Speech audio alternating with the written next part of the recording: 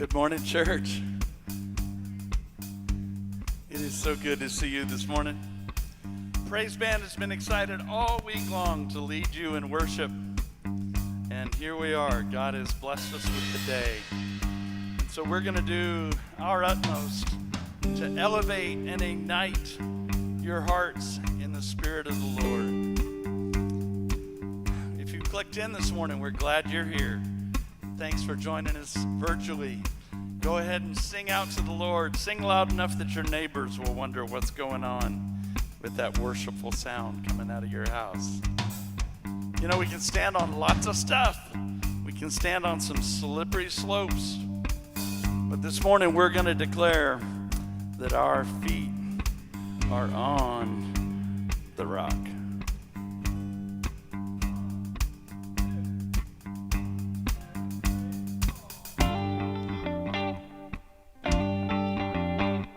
And I can see the clouds rolling.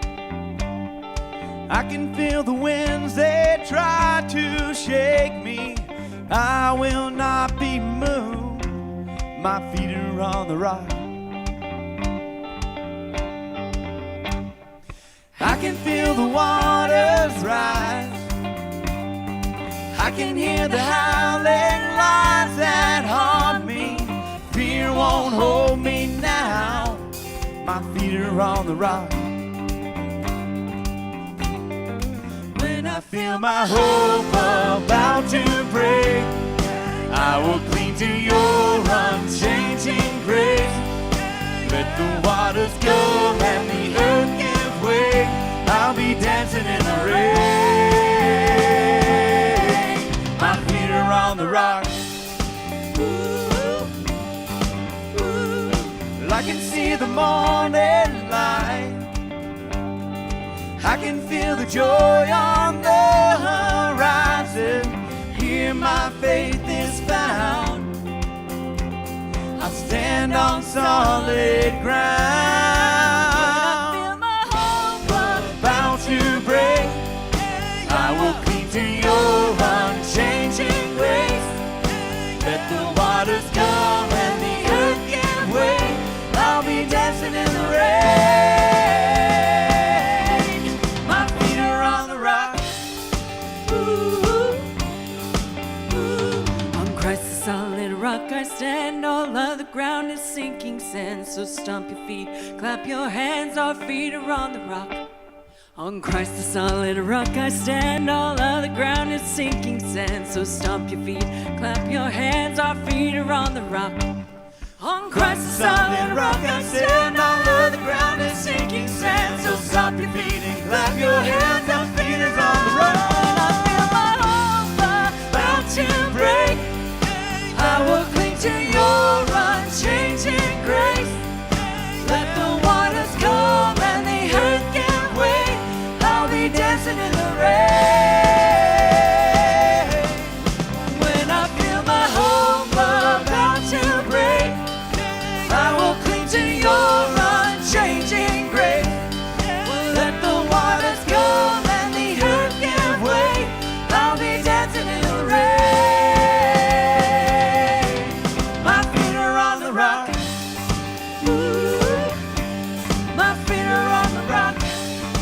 Ooh. My feet are on the rock. Yes, church. Woo. Go ahead and have a seat. Here's Todd Boat. Good morning, Greenville Oaks. How about that? How about this praise band here, huh?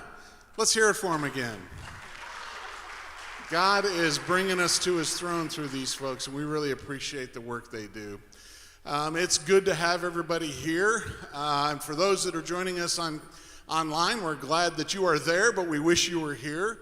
While we're giving some shout-outs, I want to give a shout-out to the children's ministry for last week's Trunk or Treat. Who was at Trunk or Treat?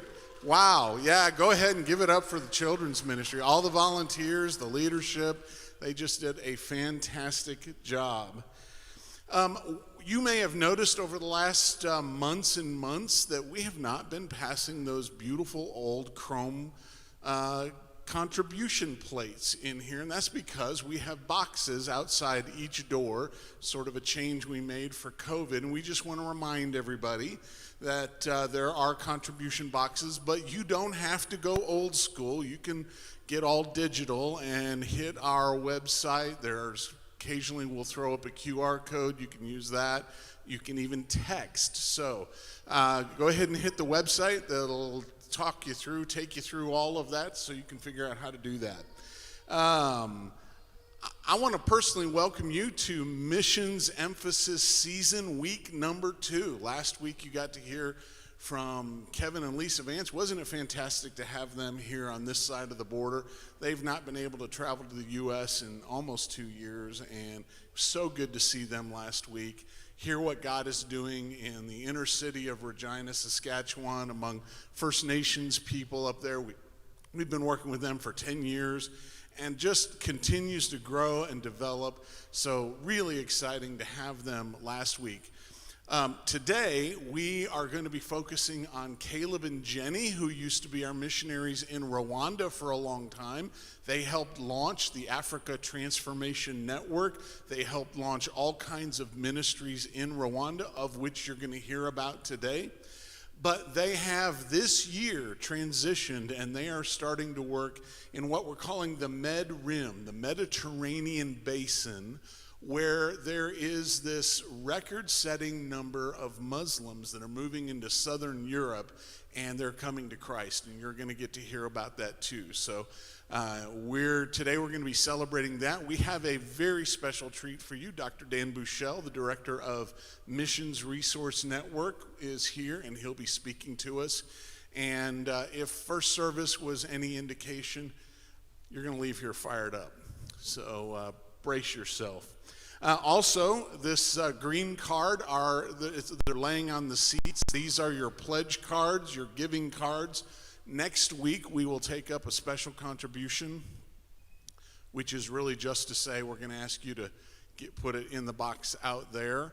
But fill out one of these cards, make a pledge. If you can't do it all next week, fine. Make a pledge on what you think you can do throughout 2022. We've really cut the budget back for obvious reasons, but we've really got to keep the Vances and this Med Rim project. We really have got to fund these guys. They're doing just amazing work, and you're going to hear about some of that here today. So use this card, and we'll be doing that next week. Right now, everybody back on your feet. Let's keep praising God.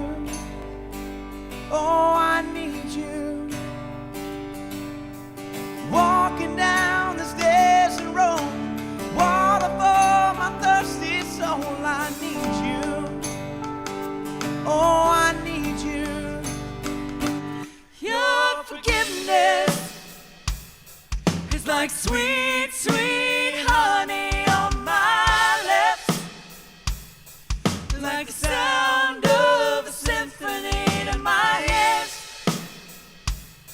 It's like holy water on my skin.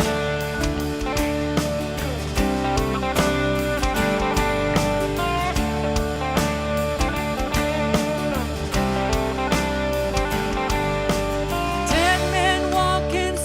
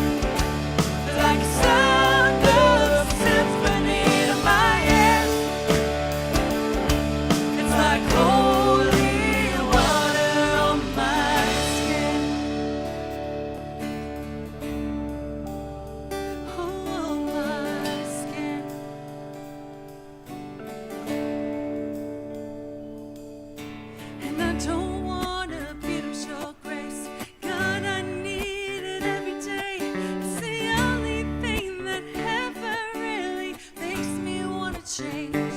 And I don't want to abuse your grace. God, I need it every day. It's the only thing that ever really makes me want to change. And I don't want to abuse your grace. God, I need it every day. It's the only thing that ever really makes me want to change. Oh, and I don't want to abuse your grace. God, I need it every day. It's the only thing that ever really makes me want to change. Your forgiveness is like sweet, sweet honey on my lips. Yes, it is. Like a sound of a symphony to my ears. It's like holy water.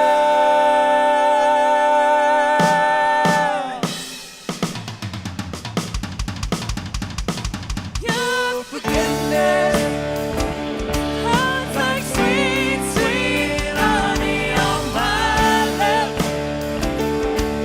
Like a sound of a symphony to my ears. It's like holy water on my skin. Oh, it's like holy water on my skin. Oh, it's like holy water.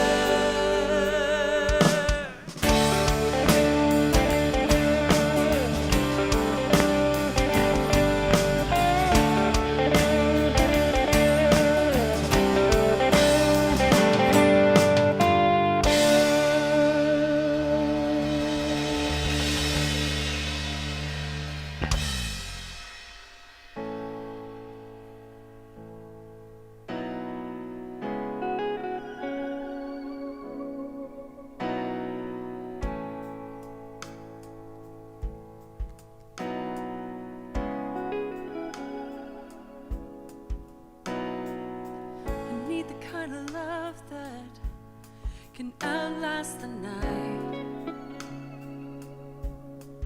I need the kind of love that's willing to fight when the going gets tough and my strength's not enough. I see you showing up like never before. This battle for my heart you took on from the start. You are the peace when my mind's at war. And oh, you will never stop fighting for me.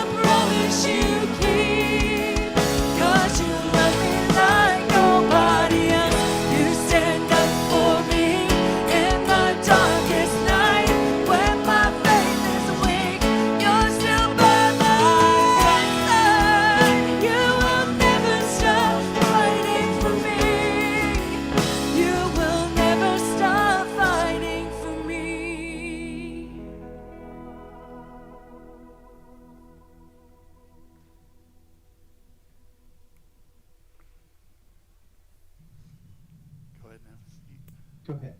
Yeah. Greeting to Greenville Church.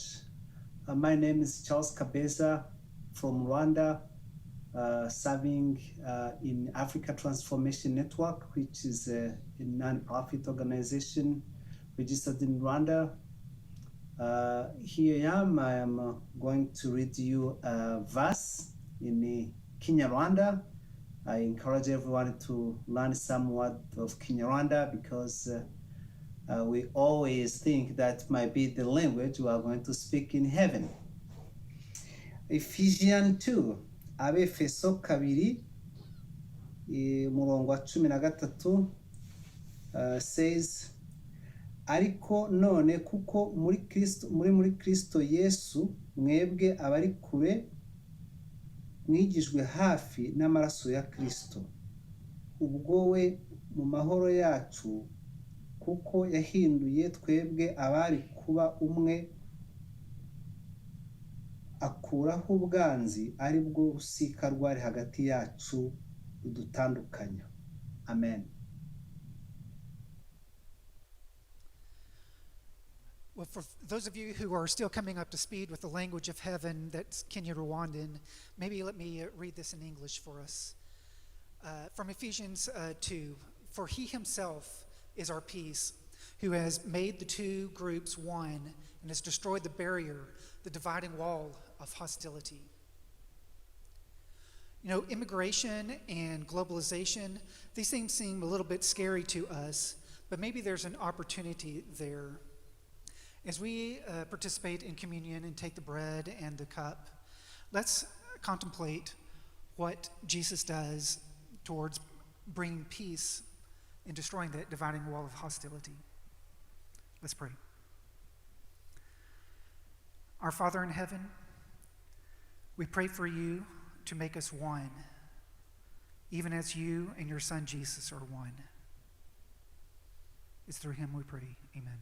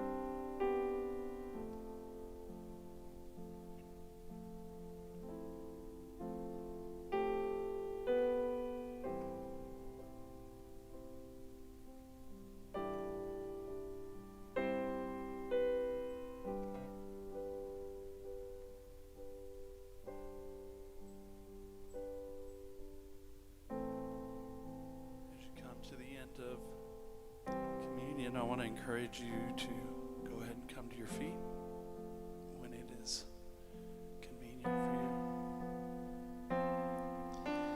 I want to encourage us to sing this song as an anthem. There are cities all over this globe that God is taking for the gospel. Many of those we're not even aware of, but there are people working to the farthest ends of the earth to bring the good news of Jesus to the lost. So let's sing this song this morning as a praise, but also as a prayer, that every knee will bow and every tongue will confess that Jesus Christ is the Son of God.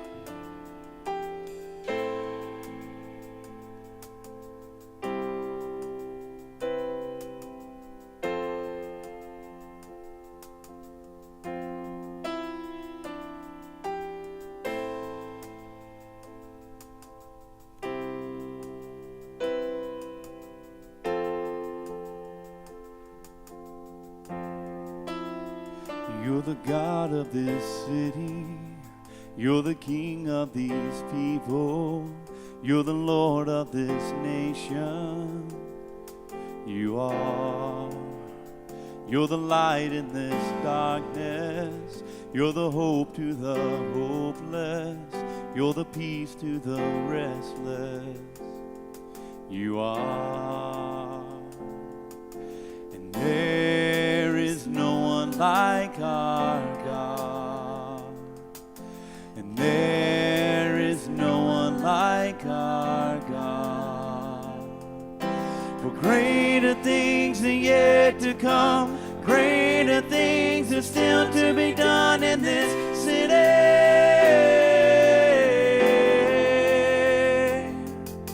And greater things are yet to come.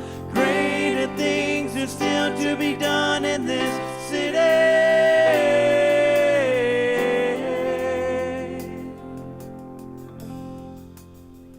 You're the God of this city. You're the King of these people. You're the Lord of this nation. You are. You're the light in this darkness. You're the hope to the hopeless. You're the peace to the restless. You are. And there is no one like our God. There is no one like our God. For greater things are yet to come. Greater things are still to be done in this city.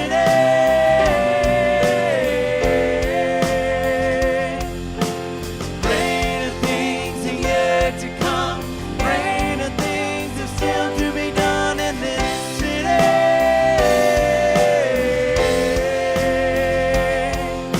For greater things are yet to come.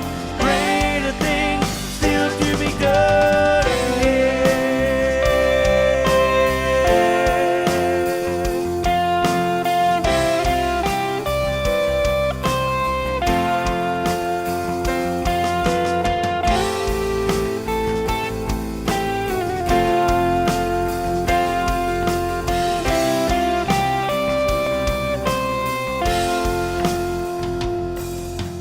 There is no one like our God. There is no one like you, God. For greater things are yet to come. Greater things are still to be done in this city.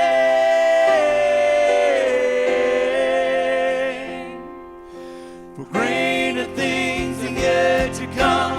Greater things are still to be done. We believe in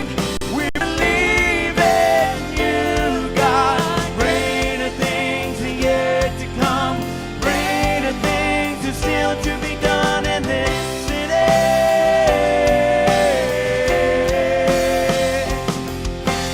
Greater things are yet to come. Greater things still to be done. Yeah. Greater things still to be done.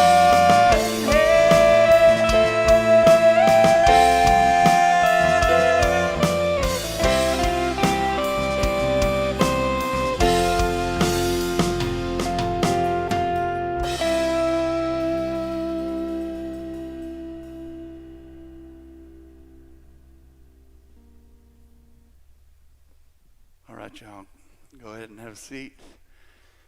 Brother Dan Bichot is going to come on up right now and share a word, and I'm going to dismiss all our little buddies. If you were 3 years old through 6th grade, now is your opportunity to go to your children's worship experience. Miss Samantha and all the children's ministry team is going to bless you like nobody's business. Thanks for worshiping with us and singing out loud. We love having the little guy voice and little gal voice with us. All right. May the Lord bless the word from Brother Dan. Come on up, bro.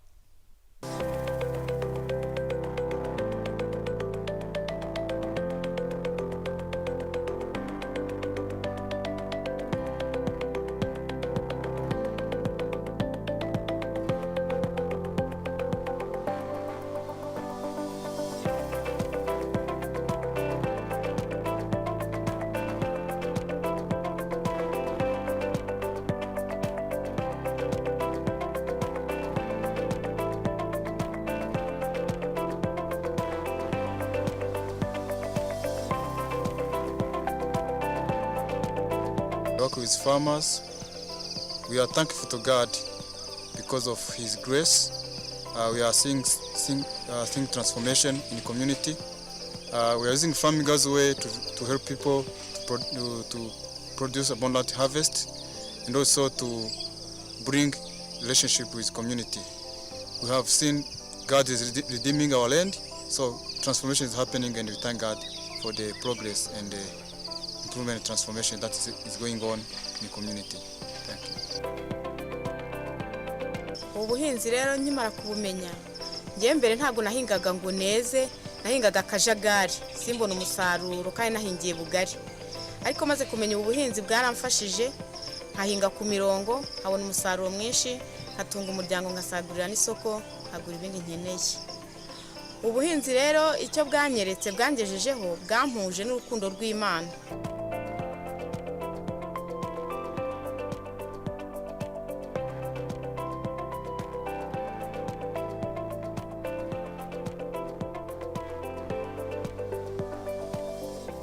We are training the welders who will feed themselves and their families, and also to be the disciples of Jesus Christ. We teach kids, we connect families to make true disciples. We wanted to help broken families to be godly families.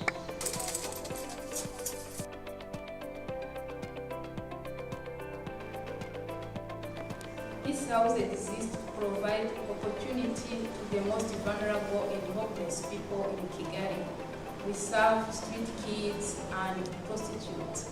We send street kids back to school and teach prostitutes sewing skills. We also teach them Bible study.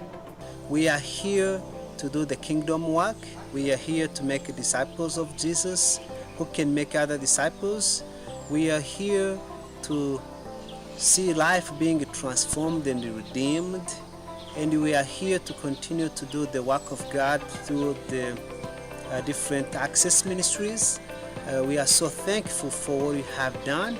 Without your support, without your prayer, without your encouragement, I think things were going to look different.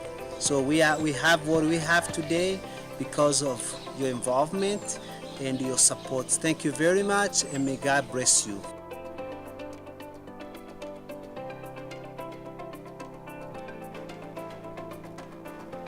Well, I don't know about you, but it is really refreshing for me to see stories of good news where good things are happening and God is redeeming and restoring lives around the world, because we are inundated with bad news stories. We as a culture are addicted to taking in scary and fearful stories. It's like we all wake up every morning wondering, what can I be outraged about today? Let me go online and find something horrible that I can obsess about and be miserable about for the rest of the day. Let me go find out some news that'll make me mad at somebody. I mean, that's just kind of the state our culture is in. And to be into a place where we can see, wow, here's a story of God doing amazing, transformative things around the world, and you're a part of that story at ATN. And at MRN, we've been a part of the ATN story since 2008. You go back even a year before that to 2007 with Caleb and Jenny. So thank you for your support of that work. And I'll talk to you a little bit more about what's happening in Rwanda in a moment. But I want to come back to that idea that we as a culture have become addicted to bad news.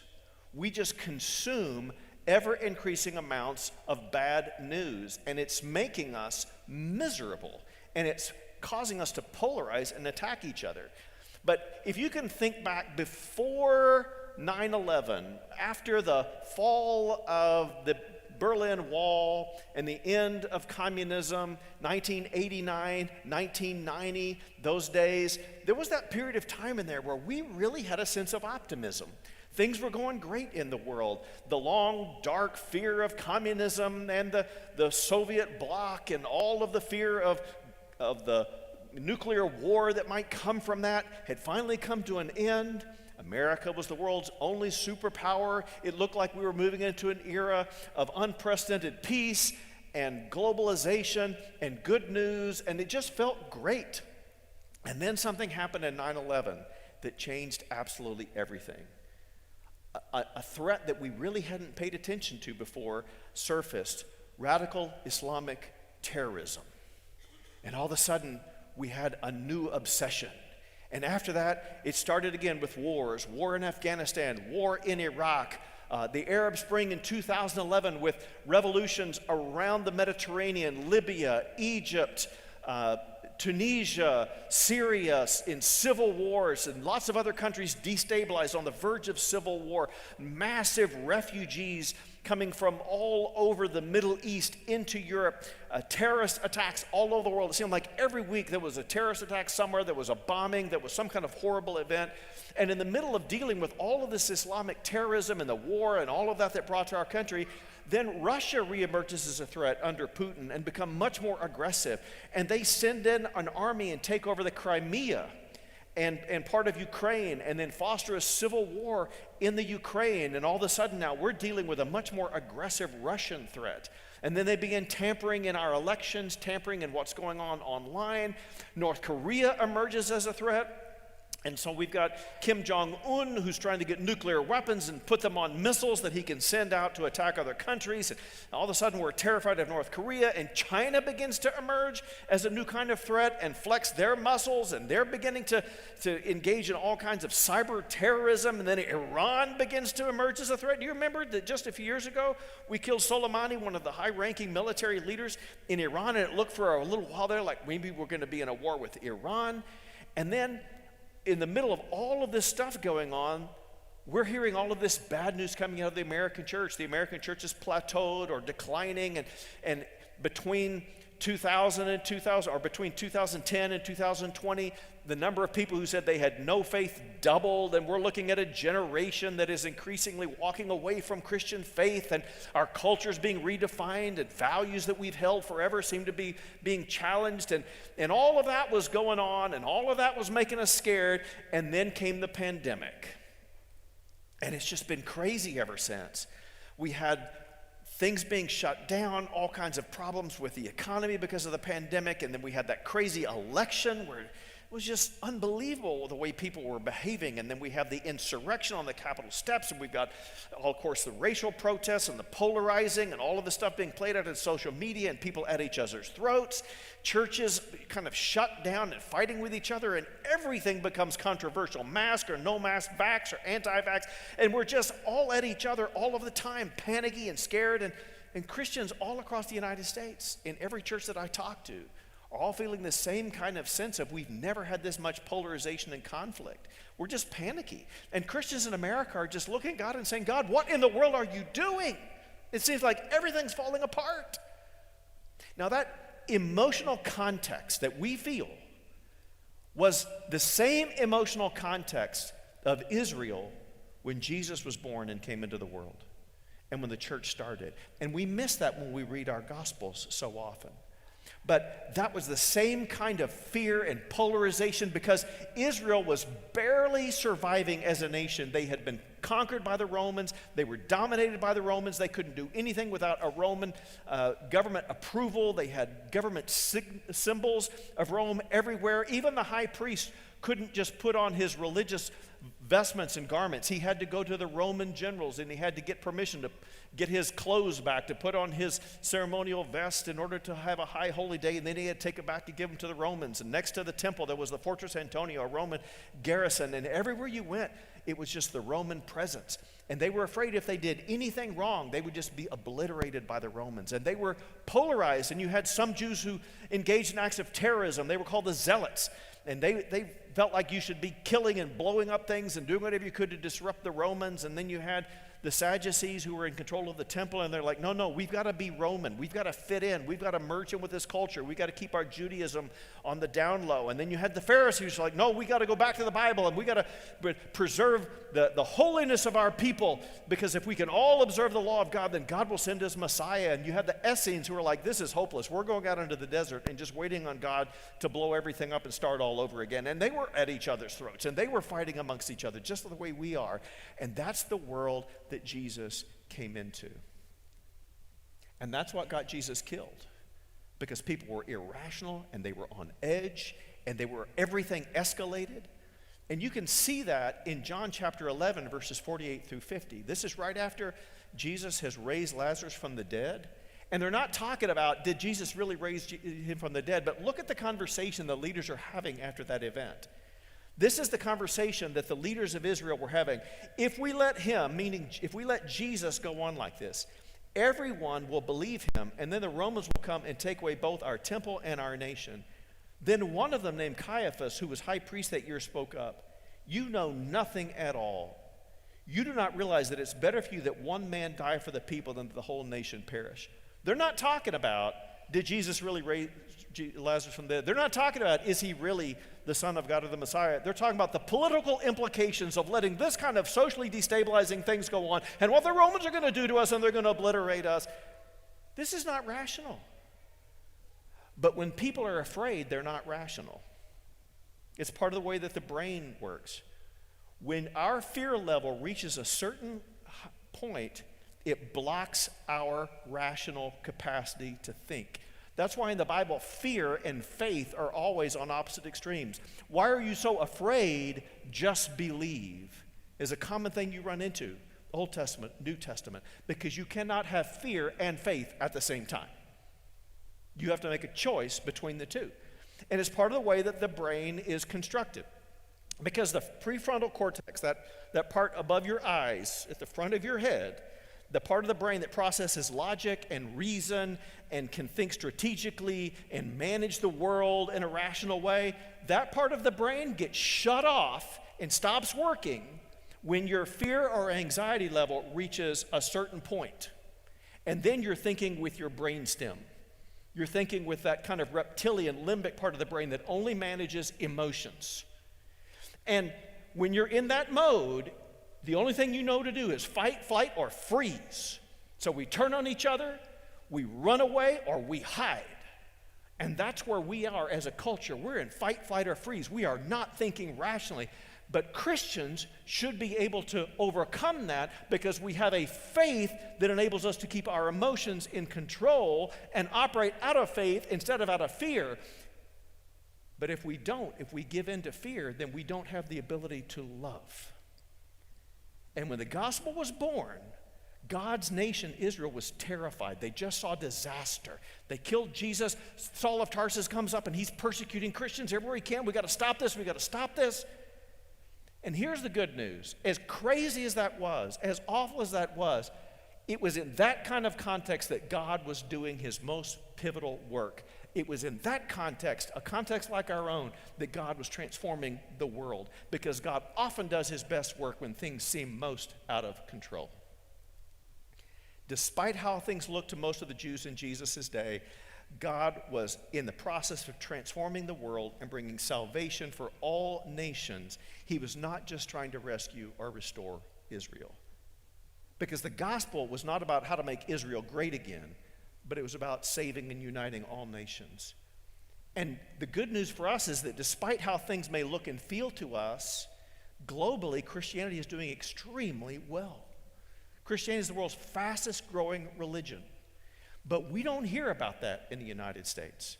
More people convert to Christianity than convert to any other religion. The Muslims are having more babies than we are, but we are bringing more converts than anybody else. Now, let me just tell you some of what that means and give you some idea. In 1948, the Communist Revolution took over in China, and Mao Zedong began to implement a repressive regime in 1950. By the 1970s, there were, we thought, no Christians left in China. They confiscated all church property, they closed all the seminaries, they imprisoned all their Christian leaders who wouldn't swear allegiance to the Communist Party above their faith. They obliterated the institutional presence of the church, and we thought in the West that the small church in China of about 3 million people had been completely eradicated by the communists.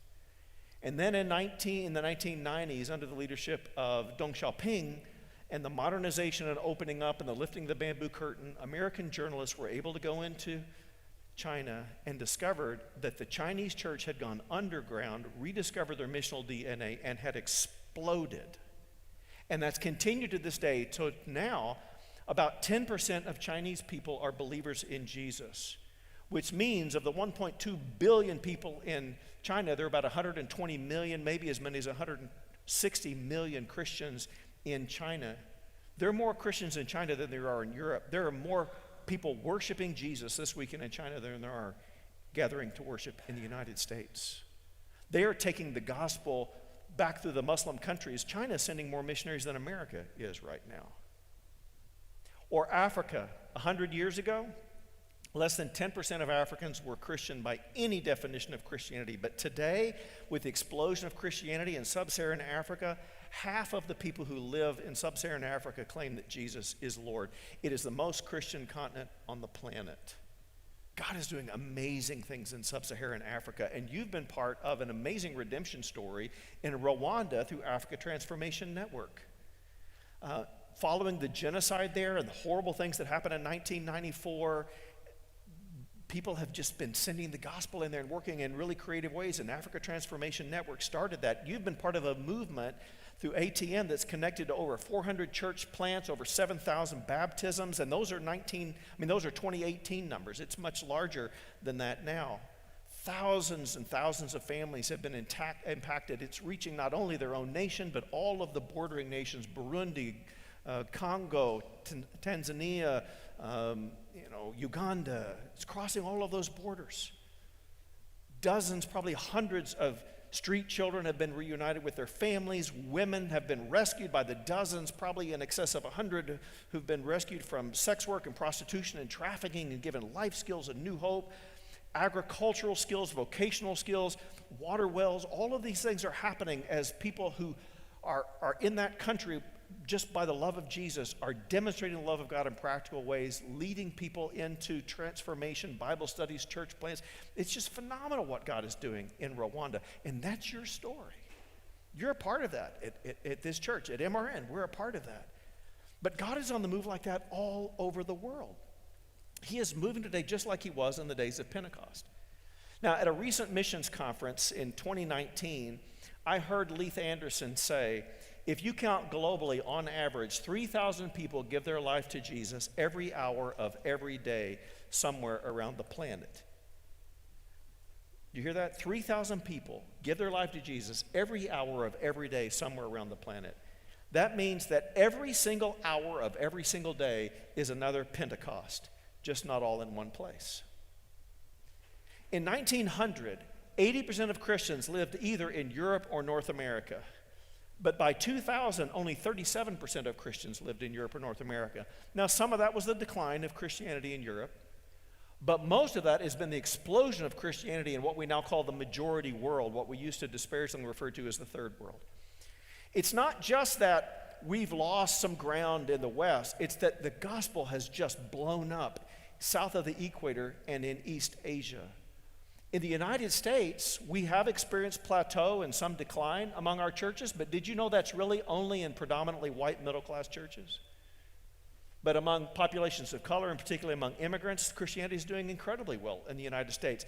But churches like this one don't know those churches and don't count them. They just don't hear those stories. We don't hear that news because we're not part of the same relational networks. Globally, we are living in a golden era of the mission of God. And yet, what are we obsessed about?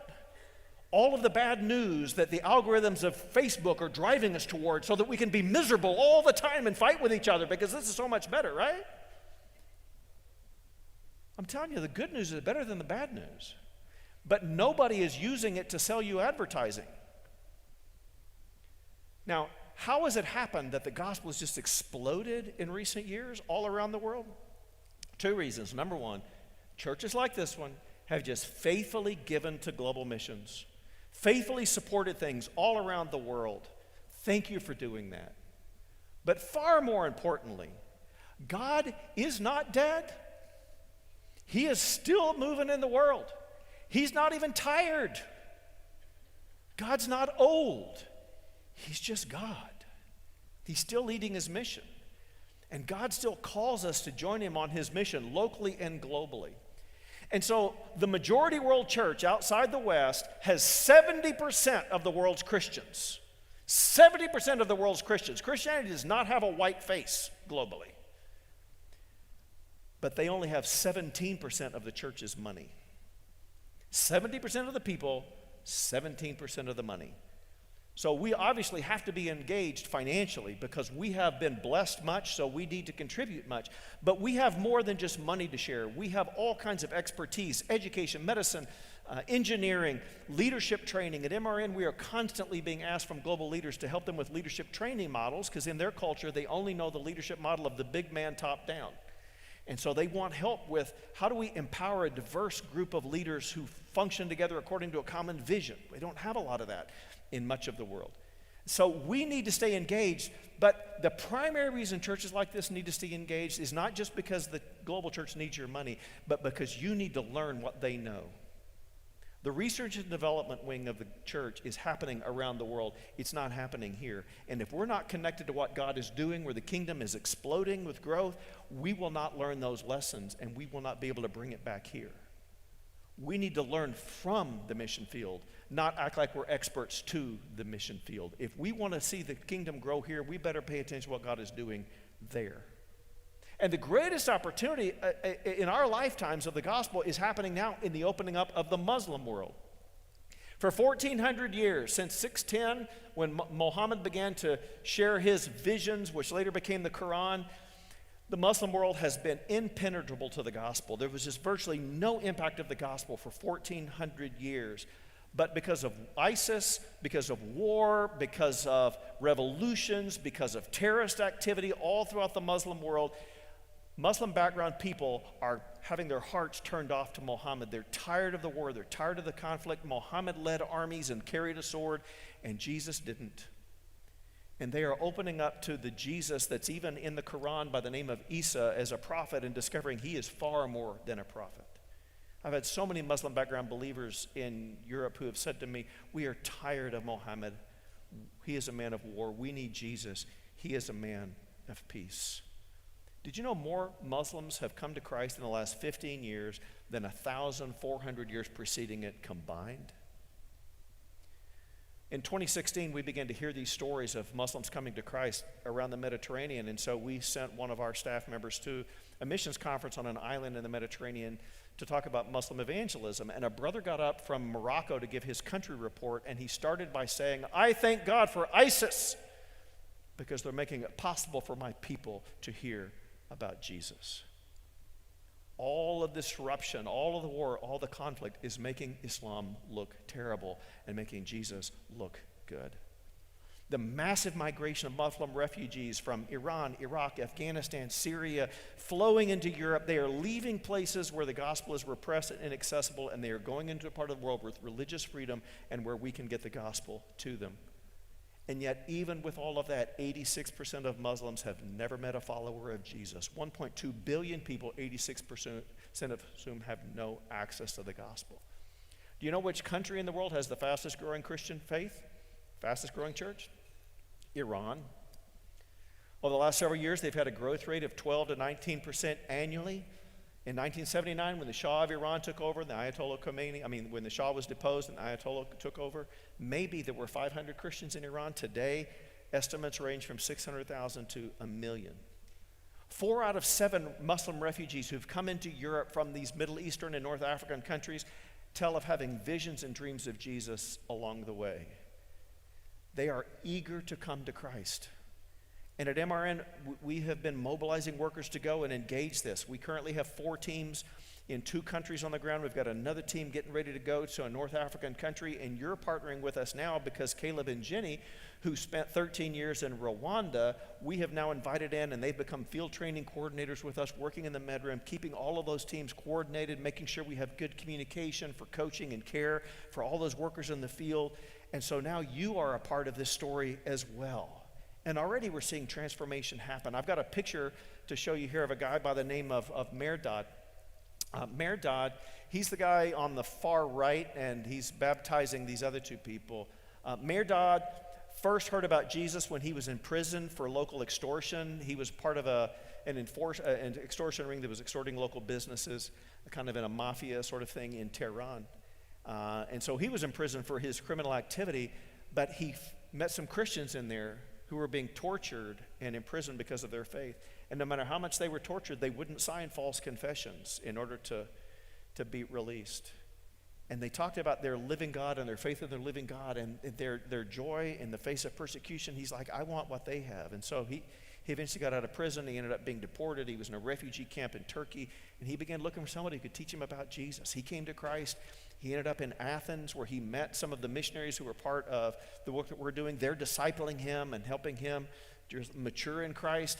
But in 2019, the fall of 2019, when we met him, he had already baptized 500 Muslim background people. He's now and his wife, Myrna, are really co-workers with a couple that got to the MedRim through a partnership that we have there.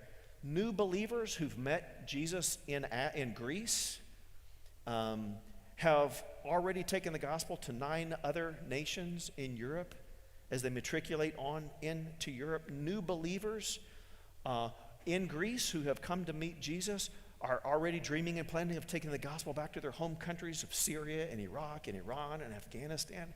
It's amazing what God is doing there. Phenomenal opportunity. Now, it's probably not going to be on your news feed on Facebook. This isn't going to show up on Fox News. You're not going to hear this stuff. But I'm telling you, the good news is better than the bad news. So what in the world are you doing, God? I'll tell you what God is doing. God is bringing people from every nation, every race, every tribe, and every language together to form one new people who inhabit the new heaven and the new earth where God lives in our midst. That's what God's doing.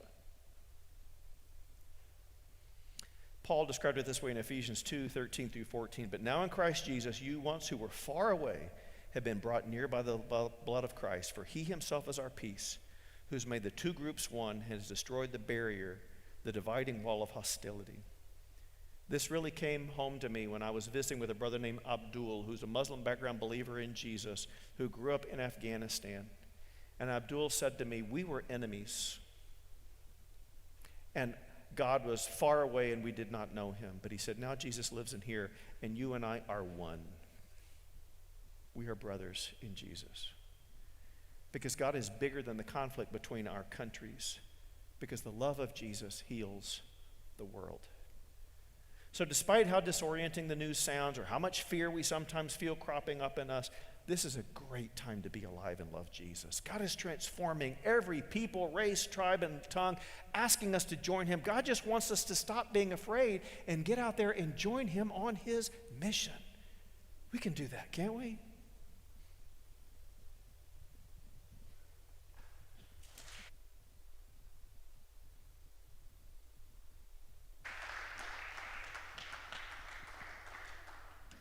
Well, thank you, Dan, for such a powerful message. I don't know about you, but I'm pretty pumped up. This kind of stuff gets me pretty excited. I wanted to close this out by drawing a little bit of an analogy. If you think about all the conflicts that we have abroad, we tend to send people, primarily the military, abroad to be able to fight our battles for us.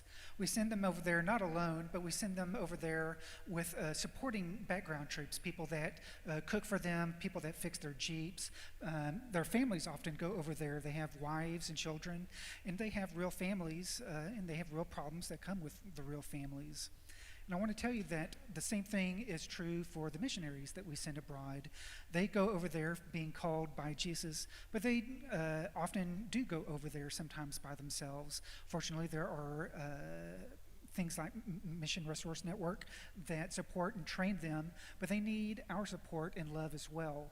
They need people to pray for them. They need people to encourage them and love them unconditionally. They need people to visit them. So next May with Kumva, Rwanda, as well as in the summer, there's going to be some vision trips that go on where we can participate in that. And if you are or have any interest in helping out in any way, I know that there is a role for you. You can come talk to me, you can talk to Dan or Todd or any of us, and we for sure can get you plugged in because we need and they need the prayer and love of people just like you. So one of the ways that we are talking about this week, and we'll close it out next week with Todd as he gives us the concluding message, is that we're going to be taking up a special offering. Now, this is the one time annually that we collect money for on behalf of our missionaries, and this is your opportunity to give financially. Financially is important. They need money. They need you as well.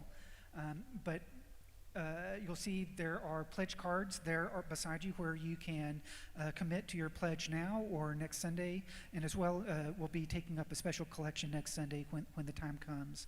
So I encourage you to pray on these things and think about how we can be the army of God, the supporting troops for these vanguard that we send out there on our behalf.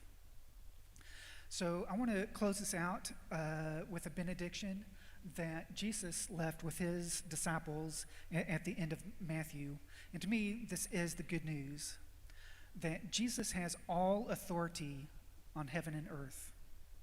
So go and make disciples of all nations, baptizing them in the name of the Father, the Son, and the Holy Spirit, and teaching them to obey all that Jesus has commanded. And you know that Jesus is going to be with us always, even to the end of the age. You're dismissed.